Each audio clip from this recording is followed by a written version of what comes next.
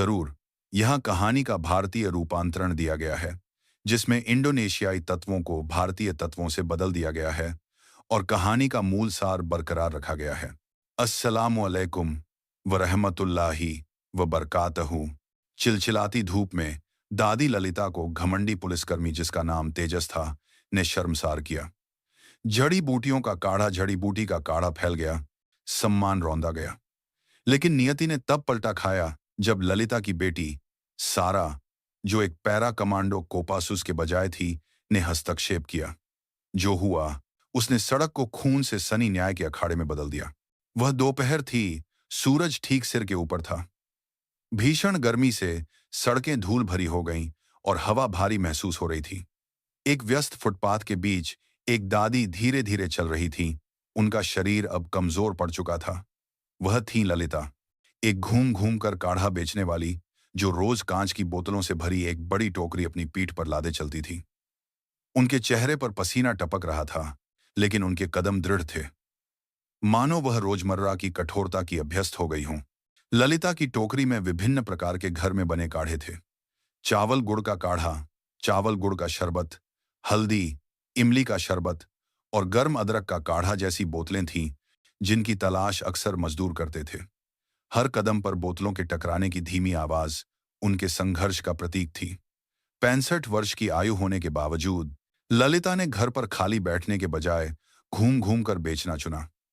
उन्हें विश्वास था कि इस तरह वह आत्मनिर्भर रह सकती हैं और अपनी बेटी पर बोझ नहीं बनेंगी।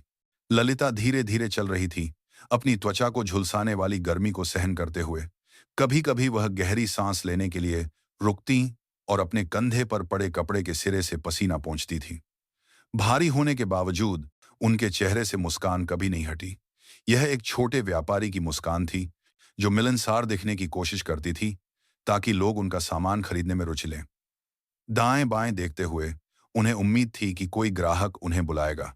चलते चलते ललिता धीरे से खुद से बड़बड़ाई, काश आज कुछ बिक जाए। यह साधारण वाक्य एक प्रार्थना और आशा थी, जिसे वह हर दिन दोहराती थी। उनके लिए एक या दो बोतल काढ़ा बिक जाना, चावल खरीदने या बस रसोई के खर्चों में कुछ जोड़ने के लिए पर्याप्त था। इसी विचार के साथ ललिता चिलचिलाती धूप में आगे बढ़ती रही, इस बात से अनजान कि एक बड़ी घटना उनका इंतजार कर रही थी। सड़क के दूसरी ओर एक अलग ही माहौल था। कुछ पुलिसकर्मी एक नाकाबंदी राजिया कर रहे थे, लेकिन मित्रवत या जिम्मेदारी भरे चेहरे के साथ नहीं, बल्कि दबाव से भरी तीखी नजरों के साथ। तेजस, 40 के दशक का एक पुलिसकर्मी, बड़े शरीर और कठोर चेहरे वाला, सबसे आगे खड़ा था। उसका चेहरा उदास था। स्पष्ट रूप से नाकाबंदी शुरू होने के बाद से वह गुस्सा दबाए हुए था। अब तक एक भी मोटर चालक ने उसे सामान्य रूप से रिश्वत नहीं दी थी। तेजस का गुस्सा चरम पर पहुंच गया। उसने गुस्से में सड़क पर लगी बैरिकेड कोन को लात मार दी, जिससे वह डामर के बीच में लुढ़क गई। कोन के टकराने की आवाज सुनकर देखने वाले लोग शांत हो गए। कंजूस लोग, नाकाबंदी का क्या फायदा अगर कोई पैसे नहीं देता? तेजस ने जोरदार आवाज में चिल्लाया। उसकी डांट से कई मोटर चालक डर के मारे सिर झुका लिए। यह स्पष्ट था कि वह यातायात व्यवस्था नहीं, बल्कि व्यक्तिगत लाभ की तलाश में था। तेजस के अधीनस्थ केवल खड़े रहे। किसी में भी विरोध करने या डांटने की हिम्मत नहीं थी। वे जानते थे कि अगर उन्होंने विरोध किया तो वे खुद अपने वरिष्ठ के क्रोध का शिकार हो सकते हैं। उनमें से कुछ ने केवल मोटर चालकों के कागजात की जांच करने का नाटक किया, हालांकि उनके दिल डर से भरे थे। उनकी चुप्पी इस बात का सबूत थी कि यह कार्रवाई वास्तव में लोगों के लिए नहीं, बल्कि केवल तेजस के हित के लिए थी। इस बीच नाकाबंदी में फंसे मोटर चालक चिंतित चेहरों के साथ इंतजार कर रहे थे। कुछ ने अपनी सांसें रोक रखी थी, जबकि कुछ ने अपने बटुए को कसकर पकड़ रखा था। डर रहे थे कि उन्हें जबरदस्ती पैसे देने के लिए कहा जाएगा। हर कोई जानता था कि अगर तेजस और भड़क गया तो माहौल कभी भी बदल सकता है। तनाव स्पष्ट था और आमतौर पर व्यस्त रहने वाली सड़क अब अपनी जिम्मेदारी भूल चुके एक अधिकारी की हेकड़ी का मंच बन गई थी। दूर से दादी ललिता के धीमे कदमों ने तेजस का ध्यान खींचा। उसने देखा कि वह बूढ़ी महिला अपनी पीठ पर एक बड़ी टोकरी लादे चल रही थी, मानो उसे आसपास के नाकाबंदी के शोर की परवाह न हो। तेजस की पहले से ही गुस्से से भरी नजरें अब ललिता पर टिकी थीं।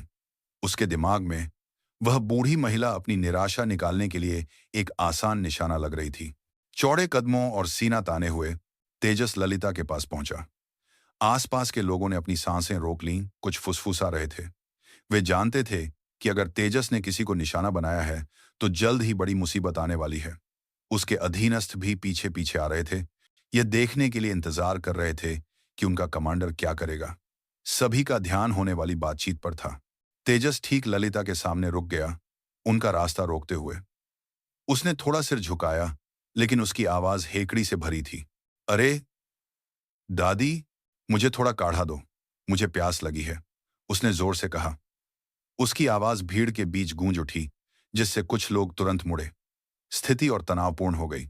ललिता ने एक पल के लिए उस आदमी को देखा। भले ही उनका शरीर थका हुआ था, उन्होंने शांत रहने की कोशिश की। उनके चेहरे पर डर नहीं था, बस थोड़ा भ्रम था, क्योंकि उन्हें इस तरह कठोरता से बुलाया गया था। सावधानी से उन्होंने अपनी टोकरी से एक काढ़े की बोतल निकाली। उनकी हरकतें धीमी थीं, लेकिन उनकी आंखें तेजस पर टिकी थीं, जो उन्हें नीचा दिखाते हुए इंतजार कर रहा था। ललिता ने मांग को पूरा करने से पहले एक गहरी सांस ली। अपने झुर्रीदार लेकिन फुर्तीले हाथों से उन्होंने अपनी टोकरी से चावल गुड़ के काढ़े की एक बोतल खोली। हल्का भूरा तरल धीरे धीरे उस प्लास्टिक के गिलास में डाला गया, जिसे वह आमतौर पर खरीदारों के लिए रखती थी। आसपास के लोग केवल चुप्पी में देखते रहे। कुछ को अभी भी विश्वास नहीं हो रहा था कि एक पुलिसकर्मी नाकाबंदी के बीच काढ़ा मांग रहा है। पूरा गिलास भरने के बाद ललिता ने सावधानी से गिलास उसे सौंप दिया। लीजिए बेटा, लेकिन पैसे देना मत भूलना, यह मेरी मेहनत की कमाई है, उन्होंने धीमी लेकिन दृढ़ आवाज में कहा। यह कथन सिर्फ एक अनुरोध नहीं था, बल्कि एक याद दिलाना था कि हर कड़ी मेहनत को महत्व दिया जाना चाहिए, भले ही वर्दी पहने हुए व्यक्ति द्वारा ही क्यों न हो। तेजस ने बिना देखे गिलास ले लिया। एक कठोर गति के साथ उसने चावल गुड़ का काढ़ा आखिरी बूंद तक पी लिया। पीने के बाद एक हैन उमेज खराम कर उसने अपनी पीठ के हाथ से अपना मुंह पोंछा और ऐसे सूंघा जैसे वह सिर्फ साधारण पानी हो। वह एक व्यंग्यात्मक मुस्कान के साथ ललिता को घूर रहा था, एक ऐसी मुस्कान जो स्पष्ट रूप से अपमानजनक थी। पैसे? हाँ हाँ, तेजस जोर से हंसा। उसकी आवाज से देखने वाले कुछ लोग कांप उठे। तुम्हें पता नहीं मैं कौन हूं, है ना? मैं पुलिस हूं। इस तरह का पेय मेरे लिए मुफ्त होना चाहिए। इसे देश के लिए दान समझो। उसका बयान न केवल ललिता का अपमान कर रहा था, बल्कि उस छोटी सी भीड़ के सभी आम लोगों के सम्मान पर भी एक तमाचा था, जो इस घटना को देख रहे थे। ललिता ने सावधानी से अपनी टोकरी उठाई, तुरंत अपना कदम जारी रखने और भीड़ को छोड़ने का इरादा किया।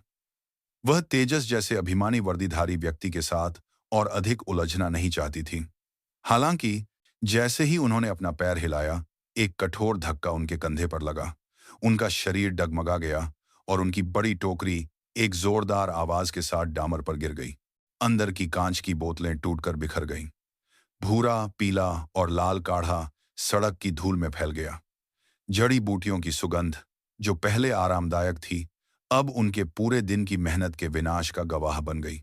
देखने वाले लोग केवल शांत रह सके। कुछ ने हैरानी से आह भरी, लेकिन किसी ने भी तेजस की वर्दी के डर से पास जाने की हिम्मत नहीं की। ललिता खड़ी रहीं, उनका चेहरा गुस्से और दुख से कांप रहा था। उनकी आंखें फैले हुए काढ़े को देख रही थीं, कल्पना कर रही थीं कि सुबह से उन मिश्रणों को बनाने में उनकी मेहनत ऐसे ही बर्बाद हो गई। फिर उन्होंने सिर उठाया, तेजस को देखा, जो अभी भी एक व्यंग्यात्मक चेहरे के साथ खड़ा था। कांपते हुए स्वर में उन्होंने कहा, बेटा, इतनी मनमानी मत करो। यह वर्दी लोगों को दबाने के लिए नहीं है। ललिता की बात धीमी होते हुए भी स्पष्ट सुनाई दी। इसे सुनकर कुछ नागरिकों ने सिर झुका लिया। तेजस के व्यवहार से वे प्रभावित होने के साथ साथ क्रोधित भी थे, लेकिन तेजस के लिए वे शब्द केवल उपहास का विषय थे। उसका चेहरा और भी व्यंग्यात्मक हो गया, मानो एक बूढ़ी दादी की सलाह केवल हवा का झोंका हो। सड़क के बीचों बीच तनाव और बढ़ गया। तेजस ने ललिता के शब्द सुने, लेकिन उसमें जरा भी पछतावा नहीं था। इसके बजाय वह जोर से हंसते हुए आसमान की ओर देखने लगा। उसकी हंसी सड़क पर गूंज उठी। उसके अधीनस्थ भी मुस्कुराए, हालांकि यह स्पष्ट था कि उनमें से कुछ केवल डर के मारे साथ दे रहे थे। देखने वाले नागरिक बेचैन होने लगे। कुछ ने अपने हाथों से मुंह ढक लिया। उन्हें विश्वास नहीं हो रहा था कि एक अधिकारी एक बूढ़ी दादी के साथ इतनी क्रूरता से पेश आ सकता है। एक मजाकिया चेहरे के साथ तेजस ललिता के पास और करीब आया। उसकी आंखें घूर रही थीं, उसके होंठ एक व्यंग्यात्मक मुस्कान में मुड़े हुए थे। हाँ, हाँ, हाँ। नाटक मत करो दादी, उसने जोर से कहा, यह सुनिश्चित करते हुए कि हर कोई उसके शब्दों में छिपा अपमान सुन सके। वह सिर्फ ललिता को नीचा नहीं दिखा रहा था, बल्कि उन्हें सार्वजनिक रूप से अपमानित करना चाहता था। तेजस ने फिर अपनी उंगली से ललिता की ओर इशारा किया। बस सहानुभूति पाने के लिए कमजोर होने का नाटक कर रही हो, है ना? अगर तुम सच में मजबूत हो, तो आओ, मुझे उठाओ, उसने चिल्लाया। उसके साथ उपहास भरी हंसी भी थी। इस बात से तुरंत कुछ नागरिक जोर से फुसफुसाए। कुछ ने सिर हिलाया, कुछ क्रोधित थे, लेकिन किसी ने भी सीधे विरोध करने की हिम्मत नहीं की। सभी केवल देख सकते थे। वर्दी का डर उन्हें खामोश कर रहा था। ललिता चुप रही। उनका सीना भावनाओं के मिश्रण को दबाए हुए ऊपर नीचे हो रहा था, क्रोध, दुख और अपमान। उनके हाथ कांप रहे थे। उनकी आंखें सड़क पर फैले काढ़े को देख रही थी। उन्हें एहसास हुआ कि यह उपहास केवल एक काढ़ा बेचने वाली के रूप में उन पर नहीं, बल्कि उन सभी छोटे लोगों पर लक्षित था जिन्हें शक्तिहीन माना जाता था। सड़क पर स्थिति और गर्म हो गई, मानो हर पल तनाव एक खुले प्रतिरोध में बदल जाएगा। जरा भी शर्मिंदगी महसूस किए बिना तेजस सचमुच ललिता के कंधों पर कूद गया। उसका बड़ा और भारी शरीर देखकर आसपास के लोग चौंक गए। नागरिकों ने तुरंत चीखना शुरू कर दिया। कुछ ने अपने दोनों हाथों से अपने मुंह को ढंक लिया। हे भगवान, उस दादी पर दया करो, भीड़ से स्पष्ट रूप से सुना गया। स्थिति अराजक हो गई, लेकिन तेजस के शरीर पर लगी वर्दी के कारण किसी ने भी उसे रोकने की हिम्मत नहीं की। ललिता का शरीर भार सहन करने के लिए थोड़ा आगे झुका। उनके कंधे में दर्द हो रहा था, उनके पैर कांप रहे थे, लेकिन उनके भीतर का दृढ़ संकल्प उन्हें टिकाए रहा।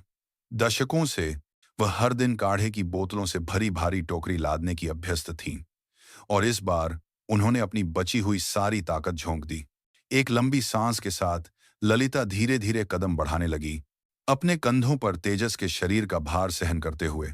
इस कदम ने भीड़ को और अधिक शांत कर दिया। नागरिक दया और प्रशंसा के मिश्रण से उन्हें देख रहे थे। किसी ने नहीं सोचा था कि इतनी बूढ़ी दादी में तेजस जैसे भारी आदमी को उठाने की ताकत होगी। कुछ फोन पहले ही इस शर्मनाक दृश्य को रिकॉर्ड करने के लिए उठाए जा चुके थे, क्योंकि वे जानते थे कि यह घटना नजरअंदाज करने के लिए बहुत अजीब और दर्दनाक थी।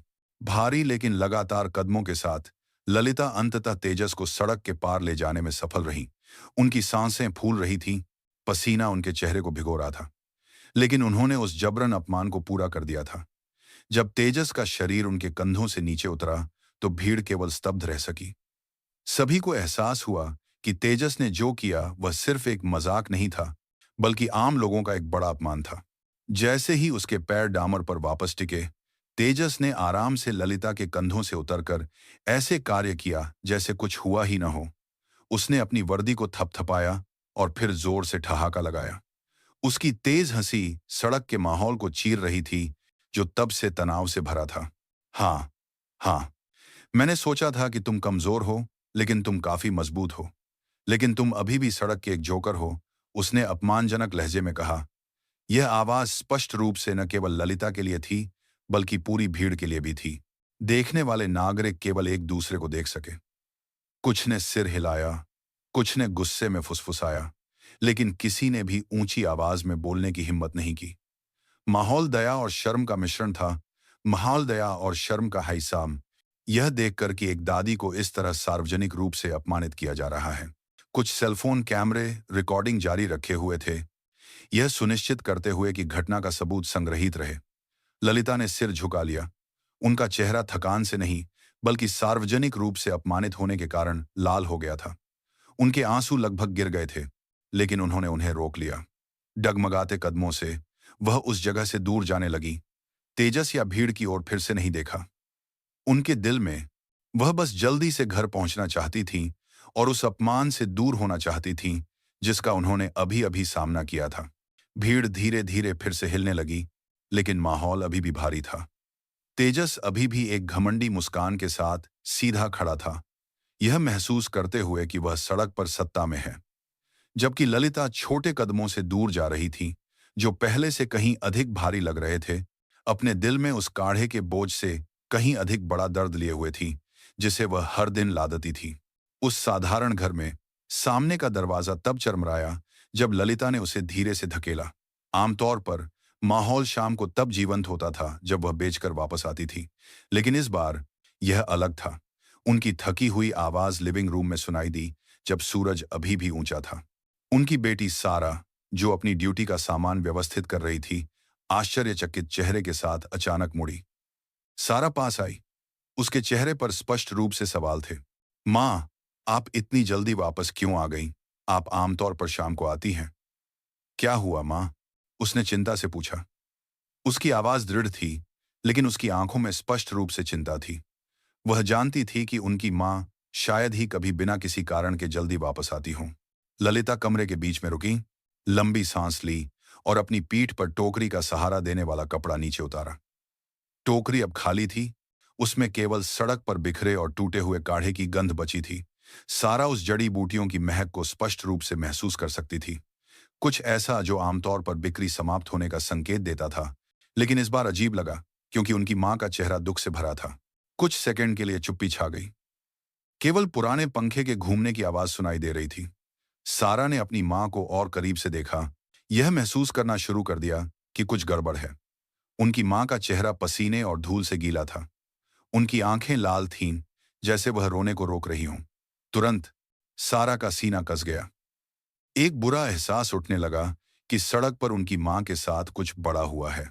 ललिता अंततः उन भावनाओं के बोझ को और अधिक देर तक नहीं रोक पाई जिन्हें वह तब से दबाए हुए थी। उनके आंसू उनके झुर्रीदार गालों पर गिर गए।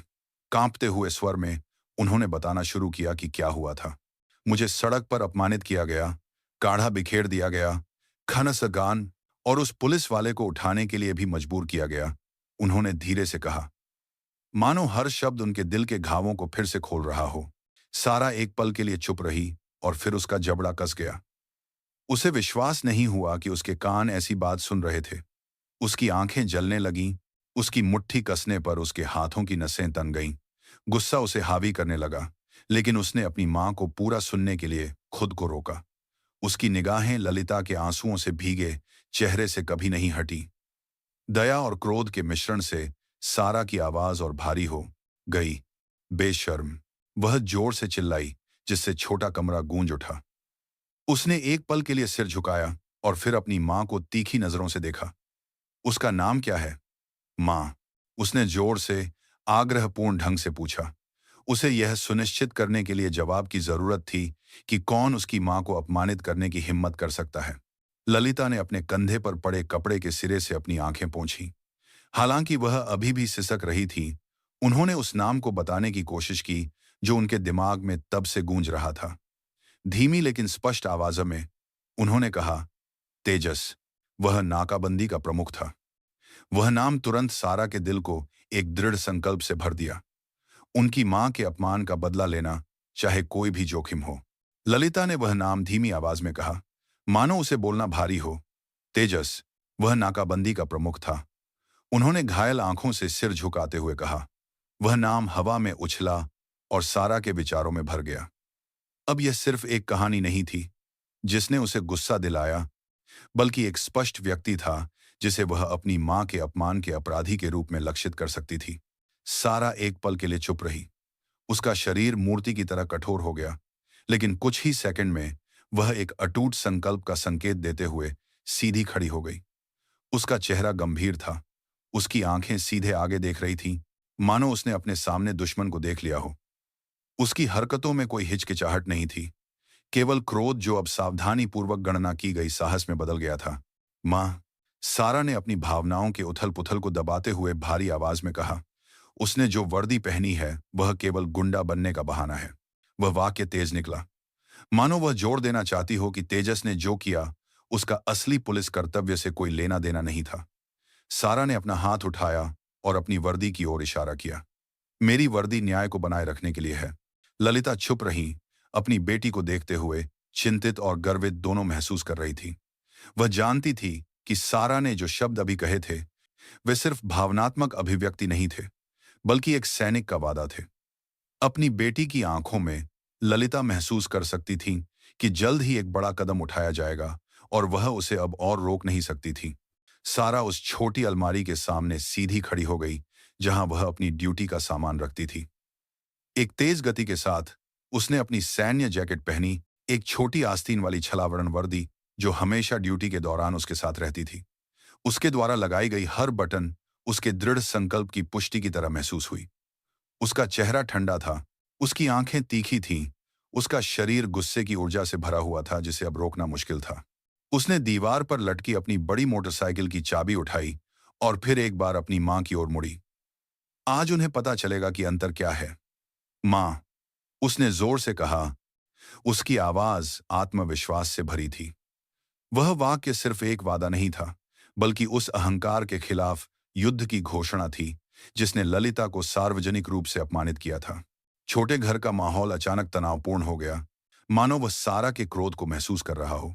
बिना जवाब का इंतजार किए सारा तेजी से आंगन की ओर बढ़ी। उसके हाथों ने उसकी बड़ी मोटरसाइकिल की चाबी घुमाई। इंजन की आवाज ने दोपहर की चुप्पी को तोड़ दिया। निकास से पतला धुआं उस क्रोध भरी यात्रा की शुरुआत का संकेत था जो जल्द ही शुरू होने वाली थी। इस बीच ललिता केवल दरवाजे पर खड़ी रह सकी, अपनी बेटी की दृढ़ पीठ को देखती रही, लेकिन उनका दिल चिंता से भर गया था। मोटरसाइकिल घर के अहाते से बाहर निकल गई, टायर की सड़क से रगड़ने की आवाज छोड़ गई। सारा ने थोड़ा सिर झुकाया। उसका ध्यान उस लक्ष्य पर था जो उसके दिमाग में स्पष्ट था।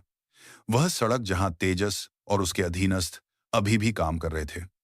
उस यात्रा का हर पल उसका गुस्सा और जमा हो रहा था। जब वह उस व्यक्ति के सामने आएगी जिसने उसकी मां को नीचा दिखाने की हिम्मत की थी। नाकाबंदी वाली जगह पर माहौल अभी भी अराजक था। नागरिक सड़क के किनारे जमा थे। कुछ अभी भी उस घटना के बारे में बात कर रहे थे जब ललिता को अपमानित किया गया था। फंसे हुए कुछ मोटर चालकों ने माहौल शांत होने का इंतजार करते हुए जाने की हिम्मत नहीं की। तेजस और उसके अधीनस्थ आराम से दिख रहे थे, फुटपाथ के किनारे बैठे हंस रहे थे, जैसे पहले कुछ भी शर्मनाक नहीं हुआ हो। अचानक एक बड़ी मोटरसाइकिल की दहाड़ ने भीड़ को चीर दिया। नाकाबंदी बैरिकेड के सामने टायर जोर से रगड़ते हुए मोटरसाइकिल अचानक रुक गई। हर कोई यह देखने के लिए मुड़ा कि कौन सा मोटर चालक इतनी तनावपूर्ण स्थिति के बीच आने की हिम्मत कर रहा था।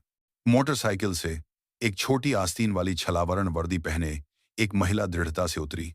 जिन नागरिकों ने उसे पहचाना वे फुसफुसाए, यह सारा है, पैरा कमांडो। सारा सीधी खड़ी थी, उसका शरीर कठोर अधिकार से भरा हुआ था। उसकी नजरें तीखी थीं। पीटर लेगर जब्दार की गामाम को अधिकार की कामी पांच का भीड़ को भेदती हुई सीधे तेजस पर टिकी थी। उसकी सांसें भारी थीं, लेकिन नियमित थीं। यह संकेत था कि उसने खुद को टकराव के लिए तैयार कर लिया था। एक पल में जो माहौल पहले शोरगुल वाला था वह सावधानी से भरी चुप्पी में बदल गया। अब सभी की निगाहें सारा पर थीं।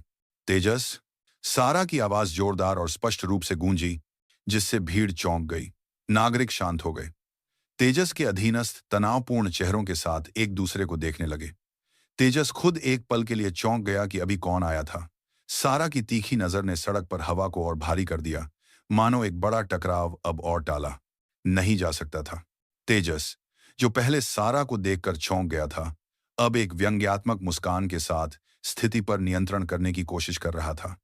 वह धीरे से खड़ा हुआ, अपनी सिकुड़ी हुई वर्दी को व्यवस्थित किया और फिर सारा को सिर से पैर तक देखा। अरे, क्या हुआ? तुम भी काढ़ा पीना चाहती हो? उसने उपहास भरे लहजे में कहा। उसके साथ एक छोटी सी हंसी भी थी। वह दिखाना चाहता था कि वह डरता नहीं है, हालांकि उसके दिल में थोड़ी हिचकिचाहट थी।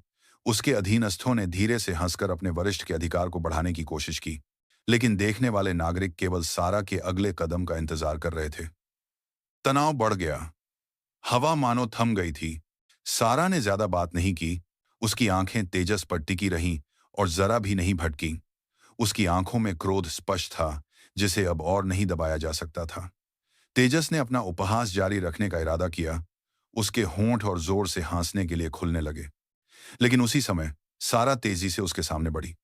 कुछ ही सेकंड में उसका हाथ पूरी ताकत से निकला। एक तेज मुक्का तेजस के चेहरे पर पड़ा। इससे पहले कि वह अपने शब्दों को पूरा कर पाता, धड़ाम, मुक्के की आवाज स्पष्ट रूप से सुनाई दी, जिससे भीड़ चौंक गई। तेजस पीछे हट गया। उसके नाक और मुंह से तुरंत खून बहने लगा। उसकी रुकी हुई हंसी दर्द की कराह में बदल गई। सारा वहीं सीधी खड़ी रही। उसका हाथ अभी भी मुट्ठी में था, उसकी आंखें क्रोध से जल रही थी। नागरिकों ने धीरे से तालियां बजाईं। उन्हें एहसास हुआ कि प्रतिरोध का चरम बस शुरू हो गया था। सारा से जोरदार मुक्का खाने के बाद तेजस का शरीर पीछे हट गया। उसका चेहरा तुरंत पीला पड़ गया। उसका चेहरा तुरंत पीला पड़ गया, जबकि उसके नाक और मुंह से खून निकल रहा था। उसने संतुलन बनाए रखने की कोशिश की, लेकिन उसके कदम डगमगा गए, जिससे वह लगभग डामर पर गिर गया। उसके अधीनस्थ एक पल के लिए चुप थे। उन्हें विश्वास नहीं हो रहा था कि उनके नेता को सार्वजनिक रूप से इतनी बुरी तरह से मारा जा सकता है। सारा अपनी जगह पर सीधी खड़ी थी। उसका शरीर नहीं हिल रहा था। केवल उसकी आंखें तेजस को घूर रही थी, जो दर्द में था। उसकी आवाज जोरदार, स्पष्ट और अधिकार से भरी थी। यह मेरी मां के लिए है, डरपोक, उसने चिल्लाया। उस बात ने सड़क की चुप्पी को तोड़ दिया थी, जिससे इकट्ठा हुए नागरिक अनायास ही धीरे से तालियां बजाने लगे। कुछ ने तो समर्थन के संकेत में अपने हाथ भी ऊपर कर दिए। कुछ नागरिक अपने सेलफोन से उस पल को रिकॉर्ड कर रहे थे। सारा का गर्व से खड़ा होना, जबकि तेजस खून से लथपथ था, इस बात का स्पष्ट प्रमाण बन गया कि एक अधिकारी के अहंकार को आखिरकार जवाब मिल गया था। तालियां और जोर से सुनाई दी। हालांकि कुछ लोगों ने उस घटना को देखकर अविश्वास में अपने मुंह ढक लिए। सभी को एहसास हुआ कि अब यह केवल एक नाकाबंदी नहीं थी, बल्कि जनता और सड़क के शासक के बीच एक खुला प्रदर्शन था, जो खुद को शक्तिशाली महसूस करता था। तेजस ने कांपते हाथों से अपने चेहरे से खून पोंछा। उसकी आंखें गुस्से से भरी थीं, लेकिन उसका शरीर अब उसके शब्दों जितना मजबूत नहीं था। उसने सीधा खड़ा होने की कोशिश की, लेकिन यह स्पष्ट था कि वह दर्द में था। इस बीच सारा उससे कुछ ही कदम की दूरी पर खड़ी थी। उसकी आंखें पूरी तरह से चौकस थीं। उसने स्पष्ट रूप से देखा कि तेजस कैसे उठने के लिए अपनी बची हुई ताकत इकट्ठा करने की कोशिश कर रहा था। समय बर्बाद किए बिना सारा एक कदम आगे बढ़ी और तेजस के पेट पर एक जोरदार लात मारी। वह बड़ा शरीर हवा में थोड़ा ऊपर उठा, इससे पहले कि वह डामर से टकराकर वापस गिर गया। वहीं रहो, कमीने, सारा जोर से चिल्लाई। उसकी आवाज देखने वाले सभी लोगों के कानों में गूंज उठी। यह डांट न केवल तेजस के लिए थी, बल्कि वर्दी का उपयोग करके आम लोगों को दबाने की कोशिश करने वाले किसी भी व्यक्ति के लिए एक कड़ा संदेश भी थी। इकट्ठा हुए नागरिक तुरंत जोर से तालियां बजाने लगे। कुछ तो तेजस को बेबस पड़े देखकर राहत में चिल्लाए। तेजस डामर पर सिकुड़ गया। उसके हाथ उसके पेट को पकड़े हुए थे, जो अब कुचला हुआ महसूस हो रहा था। उसके अधीनस्थ, जो अभी भी होश में थे, वे केवल डर के मारे देख सकते थे। किसी में भी मदद के लिए पास जाने की हिम्मत नहीं थी। वह स्थिति जिस पर तेजस आमतौर पर हावी होता था, अब पूरी तरह से पलट गई थी। नागरिकों की आंखों के सामने अहंकार का प्रतीक ढह गया था, जबकि सारा मजबूती से खड़ी थी, यह याद दिलाते हुए कि मनमानी की हमेशा एक सीमा होती है। यह सुनिश्चित करने के बाद कि तेजस अब खड़े होने में सक्षम नहीं है, सारा ने अपनी जेब से अपना सेलफोन निकाला। उसका हाथ दृढ़ था, बिना किसी हिचकिचाहट के। नागरिकों की भीड़ ने उसका ध्यान से देखा, यह इंतजार करते हुए कि पैरा कमांडो का अगला कदम क्या होगा।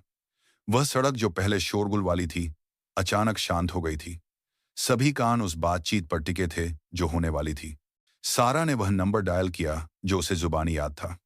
जैसे ही फोन जुड़ा, उसने बिना किसी लाग लपेट के दृढ़ता से बात की। सर, मैं सारा बोल रही हूं। एक पुलिसकर्मी जिसका नाम तेजस है, अपनी शक्ति का दुरुपयोग कर रहा है। तुरंत एक गिरफ्तारी टीम भेजें। उसकी आवाज जोरदार थी। उसके आसपास खड़े सभी लोग स्पष्ट रूप से सुन सकते थे। कोई हिचकिचाहट नहीं थी। हर शब्द एक आधिकारिक आदेश के रूप में निकला। यह सुनकर नागरिक तुरंत धीरे से तालियां बजाने लगे। कुछ ने तो ताली भी बजाई। उन्हें राहत मिली, क्योंकि आखिरकार कोई ऐसा था जिसने सड़क पर एक अधिकारी के अहंकार के खिलाफ सीधे कार्रवाई करने की हिम्मत की थी। कुछ लोगों ने अपने सेलफोन से रिकॉर्डिंग जारी रखी, यह सुनिश्चित करते हुए कि सारा की आवाज स्पष्ट रूप से रिकॉर्ड हो, ताकि आधिकारिक कॉल का सबूत व्यापक रूप से फैल सके। स्थिति अब वास्तव में ललिता और उन आम लोगों के पक्ष में थी जिन्होंने देखा था। इस बीच डामर पर पड़ा तेजस केवल लाल चेहरे के साथ सुन सकता था। उसकी आंखें अपमान और क्रोध से भरी थीं। उसे एहसास हुआ कि उसकी स्थिति को अब बचाया नहीं जा सकता। उसके अधीनस्थ भी हिलने की हिम्मत नहीं कर रहे थे, केवल चुप्पी में सिर झुकाए हुए थे। उन्हें पता था कि जैसे ही सारा ने सीधे उनके वरिष्ठों से संपर्क किया, सब कुछ खत्म हो गया था। सारा के फोन रखने के तुरंत बाद सायरन की आवाज पास आती सुनाई दी। दो प्रोपम प्रोपम गाड़ियां भारतीय पुलिस अनुशासन बल के समतुल्य नाकाबंदी स्थल पर अचानक रुक गईं। कार के दरवाजे तेजी से खुले। काले रंग की वर्दी पहने कुछ अधिकारी दृढ़ कदमों के साथ उतरे। नागरिकों ने तुरंत रास्ता दिया। माहौल और तनावपूर्ण हो गया। सभी की निगाहें तेजस और उसके अधीनस्थों पर टिकी थीं, जो अभी भी वहीं खड़े थे।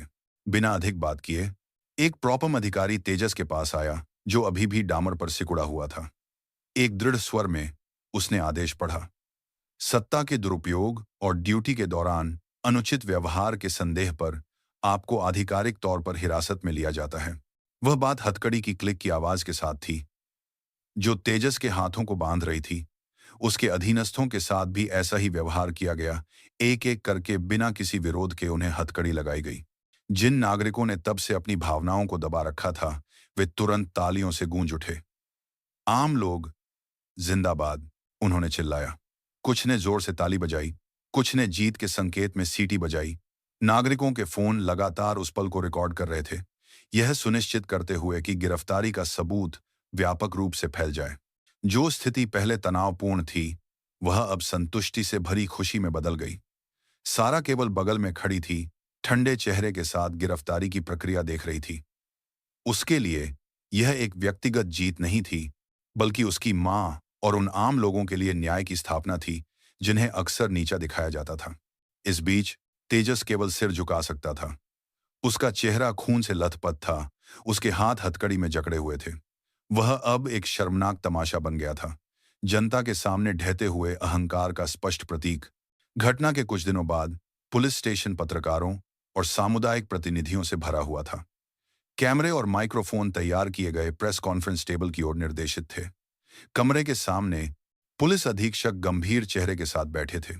माहौल शांत था। हर कोई उस घटना के संबंध में आधिकारिक बयान का इंतजार कर रहा था, जो वायरल हो गई थी और संस्था का नाम खराब कर दिया था।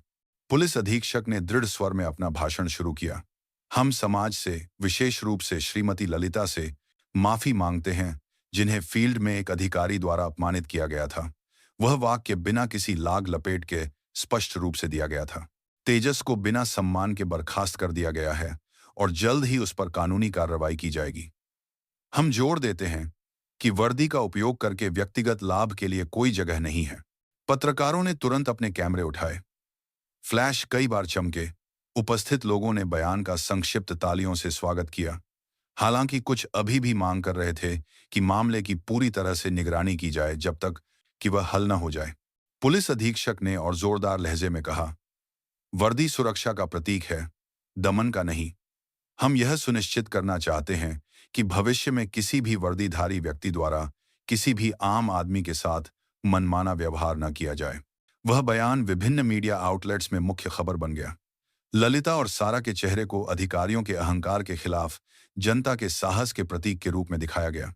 नागरिकों द्वारा रिकॉर्ड किए गए घटना के वीडियो व्यापक रूप से फैल गए, ये साबित करते हुए कि जब लड़ने का साहस होता है तो न्याय कायम किया जा सकता है। उस दिन पुलिस से आया कड़ा स्पष्टीकरण परिवर्तन की शुरुआत बन गया और उन सभी के लिए एक चेतावनी थी जो सत्ता का दुरुपयोग करने की कोशिश करते हैं।